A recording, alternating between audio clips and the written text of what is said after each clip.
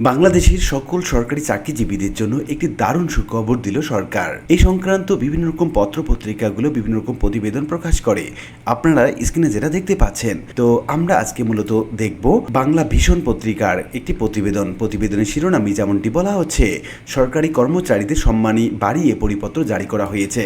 তো কি বলা হচ্ছে মূলত এই সংবাদ প্রতিবেদনে, কি বলছেন সরকারি কর্মচারীগণ, এই সংক্রান্ত বিস্তারিত তথ্য জানাবো আজকে ভিডিওতে। পত্রিকায় যেমনটি বলা হচ্ছে, এই বিষয়ে বৃহস্পতিবার 2 জুন অর্থ বিভাগ পরিপত্র জারি করেছে।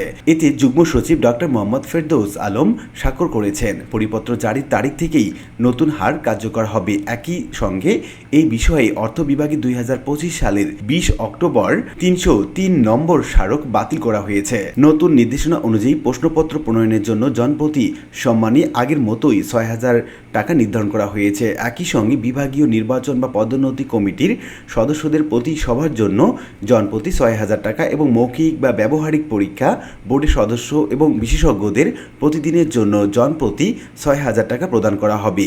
আগেও এই দুটি ক্ষেত্রে একই হার নির্ধারণ করা ছিল।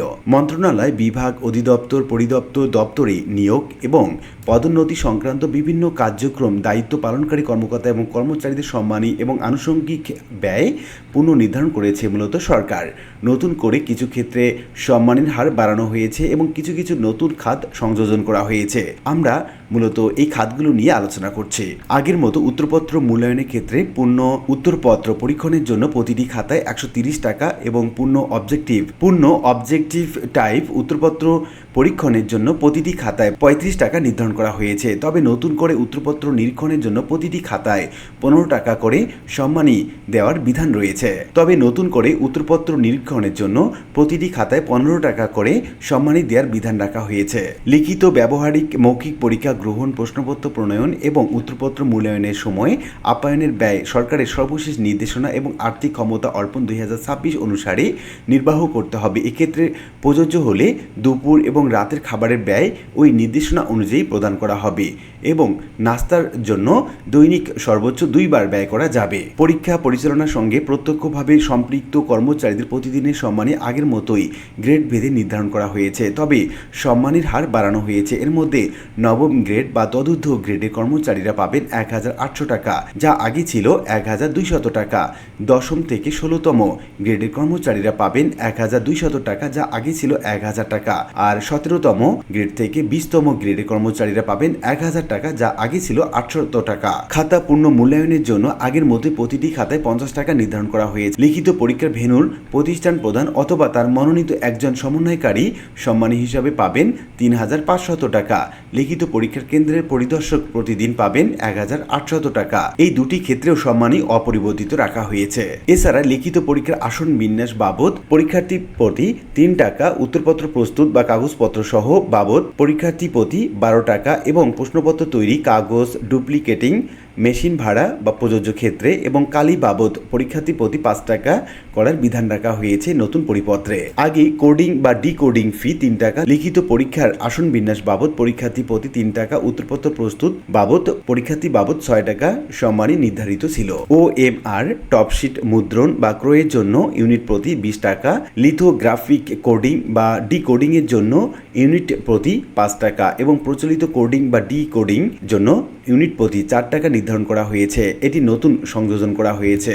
এছাড়া ট্রাঙ্ক, তালা, চাবি, কাগজ, কলম সহ অন্যান্য আনুষঙ্গিক বিবিধ ব্যয়ের জন্য সর্বোচ্চ 15,000 টাকা ব্যয় করার বিধান রাখা হয়েছে। আগে বিবিধ ব্যয়ের পরিমাণ নির্ধারণ করা ছিল 8 টাকা মাত্র।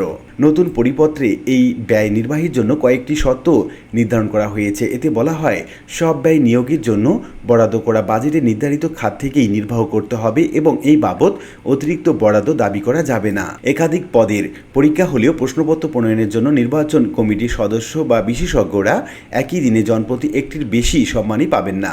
একই কার্য দিবসে পদোন্নতি কিংবা নির্বাচন কমিটির একাধিক সভা অনুষ্ঠিত হলেও একটির বেশি সবার সম্মানই প্রাপ্য হবে না। একই কার্য দিবসে লিখিত, মৌখিক, ব্যবহারিক পরীক্ষা গ্রহণ করা হলে একাধিক পদের পরীক্ষা হলেও সংশ্লিষ্ট সর্বোচ্চ 2টি সম্মানই পাবেন। পরিপত্রে আরও বলা হয়েছে এই অর্থ ব্যয় সব ধরনের আর্থিক বিধিবিধান যথাযথভাবে অনুসরণ করতে হবে। প্রযোজ্য ক্ষেত্রে উৎসে আয়কর সহ সব সরকারি কর এবং বিধিবদ্ধ কর্তন যথাযথভাবে পরিশোধ কিংবা কর্তন করতে হবে। স্কুল কলেজকে পরীক্ষা কেন্দ্র ব্যবহার করা হলে কোনো অবস্থাতে ভেন্যু কিংবা কেন্দ্র ফি কিংবা অন্যান্য কোনো ধরনের চার্জ প্রদান করা যাবে না। প্রশ্নপত্র প্রস্তুতি, উত্তরপত্র মূল্যায়ন, উত্তরপত্র নিরীক্ষণ, OMR, টপশিট মুদ্রণ, ক্রয়, কোডিং, ডিকোডিং, জ্বালানি এবং অন্যান্য আনুষঙ্গিক ব্যয় প্রকৃত প্রয়োজনের ভিত্তিতে এবং অর্থ বিভাগ নির্ধারিত হারের মধ্যে সীমাবদ্ধ রাখতে হবে।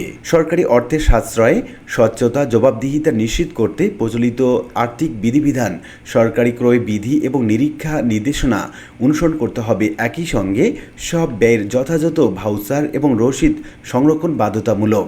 কোনো ধরনের আর্থিক অনিয়ম ধরা পড়লে সংশ্লিষ্ট কর্তৃপক্ষ দায়ী থাকবে।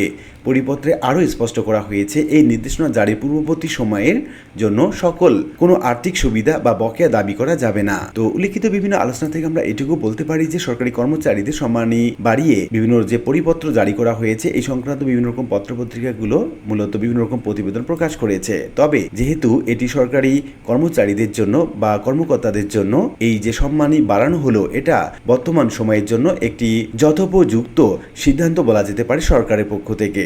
আশা করি বিষয়টি বুঝতে পেরেছেন। আর আজকে ভিডিওটি এ পর্যন্তই। ভিডিওটি ভালো লাগলে লাইক, কমেন্ট করতে ভুলবেন না। দেখা হবে অন্য কোনো ভিডিওতে। সে পর্যন্ত সবাই ভালো থাকবেন। ধন্যবাদ।